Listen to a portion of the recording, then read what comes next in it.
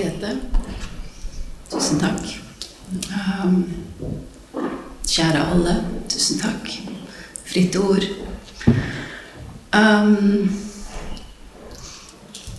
Det er veldig rørt.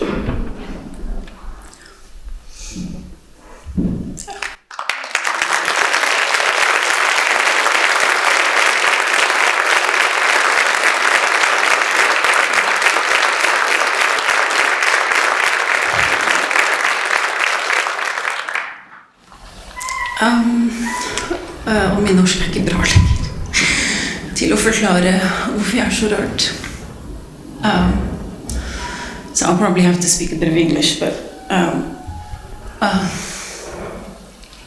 don't think you in Fritt Ord quite understand what you have done. When someone believes in you, and someone takes a chance on you, and someone thinks that what you have to contribute might be worthwhile, it means a lot. You know, about 12, 13 years ago, I was sitting, not in a flat, but in a little room in Atlanta, staring at a wall. Just the wall of my life, the wall of the challenges that I faced, the wall of my own brokenness, my own disappointments, my own inadequacies, my own fears, my own feelings of not feeling good enough. And there was I'd stopped doing music. You know, some of you know me as someone who did music way back.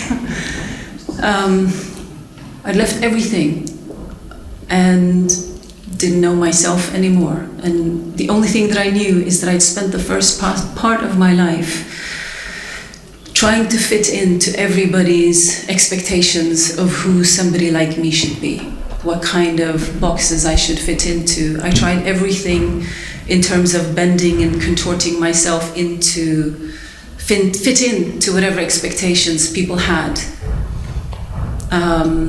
And I failed. Inevitably, you fail. Because maybe you have to be yourself at some point. And as I was looking at that wall, the only thing that I realized I wanted to do for the rest of my life was to try to listen to my own heart, which is something I'd never done before. I was just so busy performing, so busy trying to be good, so busy trying to fit in, to be good enough, to fulfill my father's dream, to fulfill whatever the music industry wanted, to fulfill whatever my country wanted, whatever I felt people wanted. And in that process, there was this, he died this year, was this news journalist in VG, Espen Arnold Hansen, who really annoyed me so much. He irritated me so much for most of my life. He would always find me wherever I went, and I'd get a phone call, "Hi, dette er Espen Arnold fra VG." And I always used to go, ugh. And sometimes I actually hung up on him too. He would always find me, even when I left. I didn't want to talk about why I had left, and he would find me and he's like, "Ja, men du må jo snakke." Så nei, jeg må ikke snakke. Takk. And he had found me in Atlanta, and I told him, I said, "Look, I think I really want to do something where I can help create more understanding between people, so that people can understand what the consequences of us not understanding each other, that sometimes it can be deadly." I wanted to tell Banaz's story. I wanted to tell the story of young women from communities like mine, and what happens to them when they are let down both by their families, by their parents' communities, but also by their country and the systems of their countries. And he said, "Har du hørt om Fritt Ord?" And I was like, "No, don't know. Jeg aner ikke hva det er." Also, it's a foundation, and he said they take chances, they take risks. I was like, okay. He's like, du burde sende dem en søknad. And I was like, hva betyr det en gang? Så bare skriv hva du ønsker å gjøre, og just send it. And I did, and never written an application in my life for anything. Don't even really particularly like writing that much, find it very difficult. And I sat down and I wrote and I wrote and I wrote, and I listened to him, and I sent it to Fritt Ords. And I know you process a lot of applications, and this is what you do. You do take a lot of chances on people, but I want you to understand how much it meant to me. You know, people keep, du får så mange priser, og men er ikke det fint og sånn. It's very nice, and I'm very humbled, and I'm very, very grateful.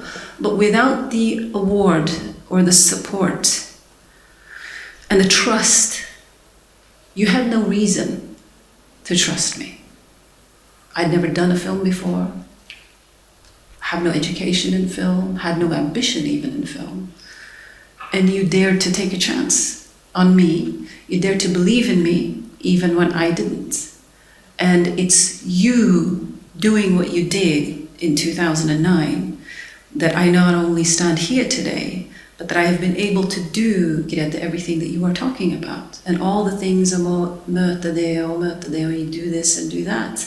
It wouldn't have happened. And what I've also come to realize is, with that opportunity that you gave me, you know, I then got the chance to tell people stories, to sit with people who are different than me, and sit with people who didn't have anyone who believed in them, you know? And that's why their lives turned out the way that they did. And I'm very aware of that. And I'm very, it moves me a lot. And it really makes me very sad too. Because there's no reason that we don't meet. You know, it's,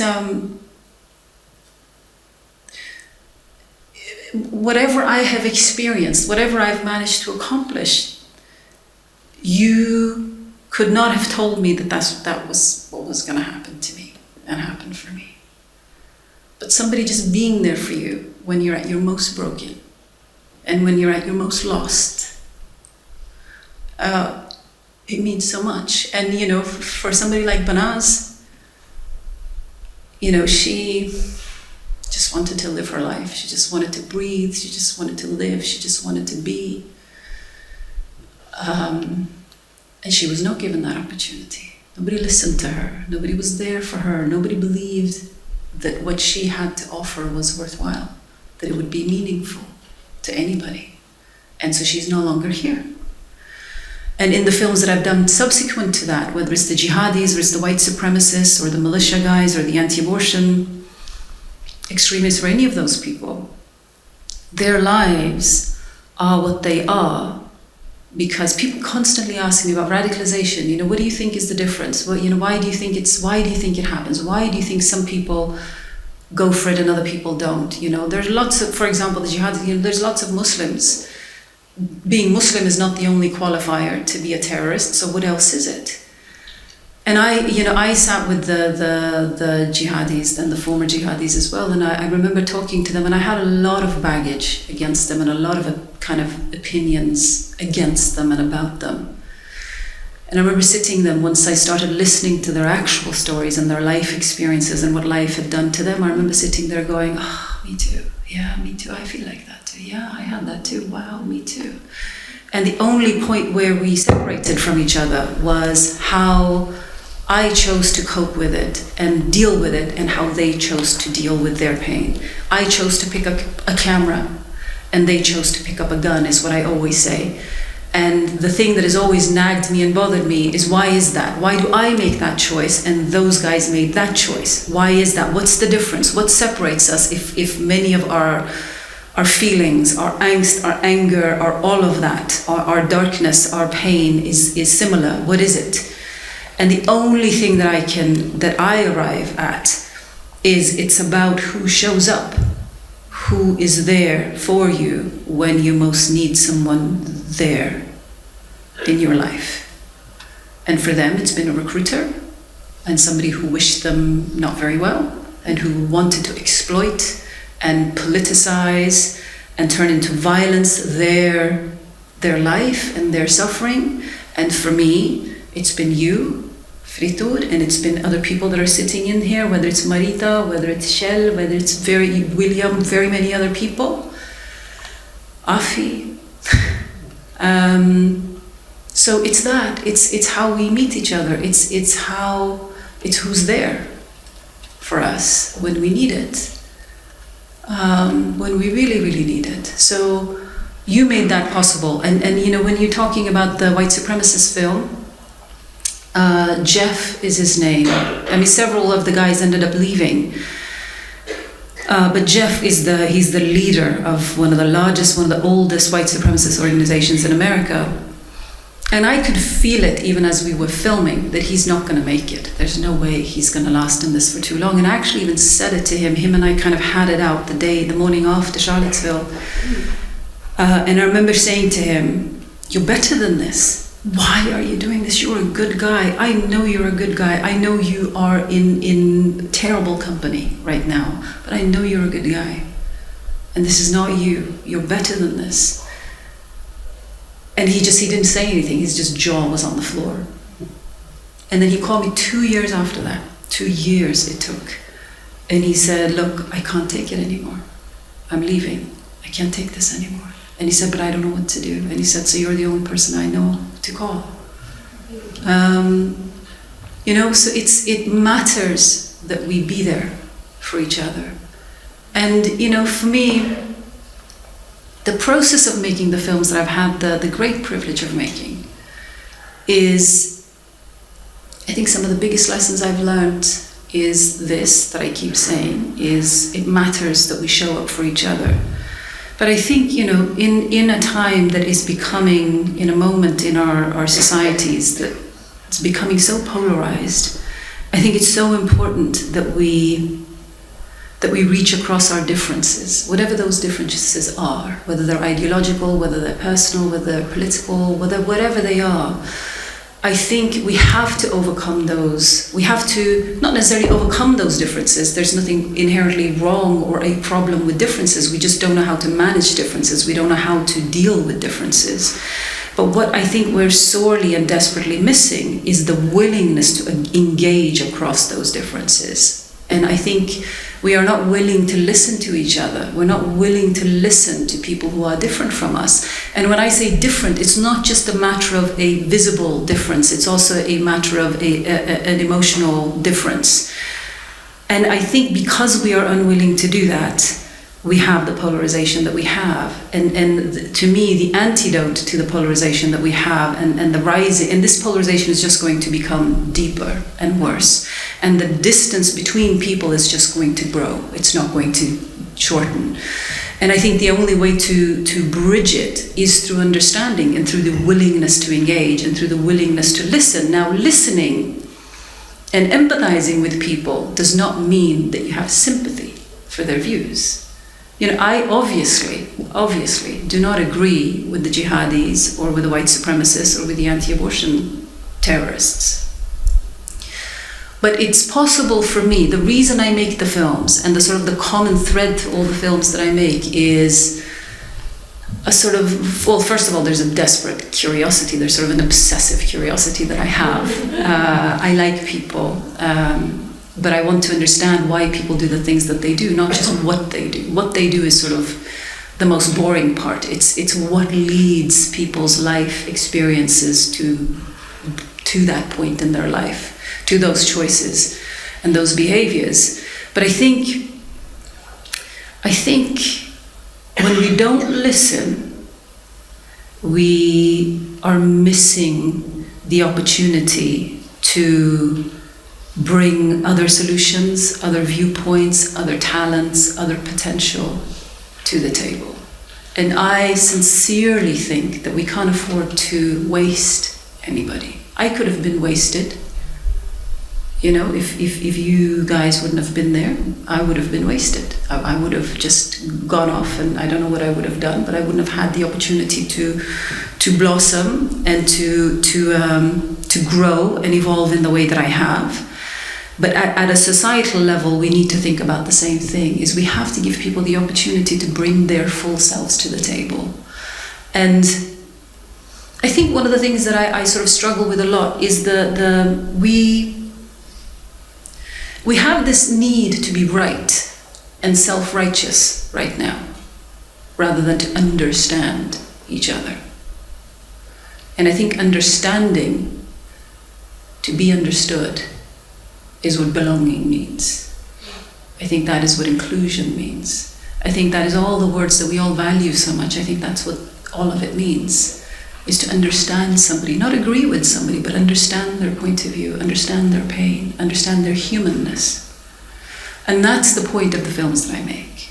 It's to look into the darkness of some of the most complicated, some of the most divisive issues of our time, but to find the humanity in it, to recognize ourselves in each other, whoever the other is. And I think what sort of I've ended with is, somebody said to me the other day, they were like, oh, you know, why do you keep sitting with these horrible guys? What's wrong with you? Why do you keep doing it? You know, why are you trying to rescue their humanity? And my point is, I'm not, that's sort of misunderstanding what I'm trying to do. I'm not trying to rescue them or their humanity. What I'm trying to do is to hold on to my own. And what I mean by that is we have to decide who we want to be as individuals and who we want to be as a society. Do we want to extend our values and our rights and our opinions that we appreciate only to those people that we agree with and that are like us and that we agree with, or to everybody? And to me, I believe in human rights. I believe in freedom of expression. I believe in dignity. I believe in compassion. I have sort of this laundry list of values that are really important to me as an individual. But what's also important to me, what I've learned to practice through the films that I make, what the films and the Nazis and the jihadis, what they have taught me is my values mean nothing if I only want to extend it to all of you, because I like you. And because most of us probably agree on many core issues. My values only matter when I'm willing to extend it to people I don't like, to people I don't agree with, in fact, to people I dislike. I think that's the key. And I think if we don't do that, then the gaps between us will deepen, the misunderstandings and the polarization and the dehumanizing of ourselves and each other will continue. And I am not prepared to do that. I'm not prepared to stand for that. I'm not prepared to practice that. I realize that a lot of our politics often tends to head in that direction, but I'm not willing to contribute to that. So the only way we can disrupt that is through more humanness, to bring ourselves to the table and to be that for someone in whatever small or meaningful way that you have been for me. To believe, to choose the better in people, to choose the better instincts and better capacities that people have. It means something. People usually rise to that occasion. If you choose people's talent and their potential and the positive instincts that they have, they do rise to that. That's at least been my experience. So I mean, I can talk forever, I should not. But I'm so grateful. I'm so grateful. And I've not felt like this in a really long time. And I'm so moved. It means so much to me. And part of, because I know what it means for someone to take a chance on you, to believe in you. Part of this award, I am also going to contribute towards the crisis that has started in August in Afghanistan. There is, and what's happening to women in Afghanistan. And there is one particular woman at the moment that she's actually a filmmaker, and she's got 2 children, and she's desperately looking for a safe house. So this part of this award is going to go towards making her safe and to giving her the chance that you've given me. So thank you.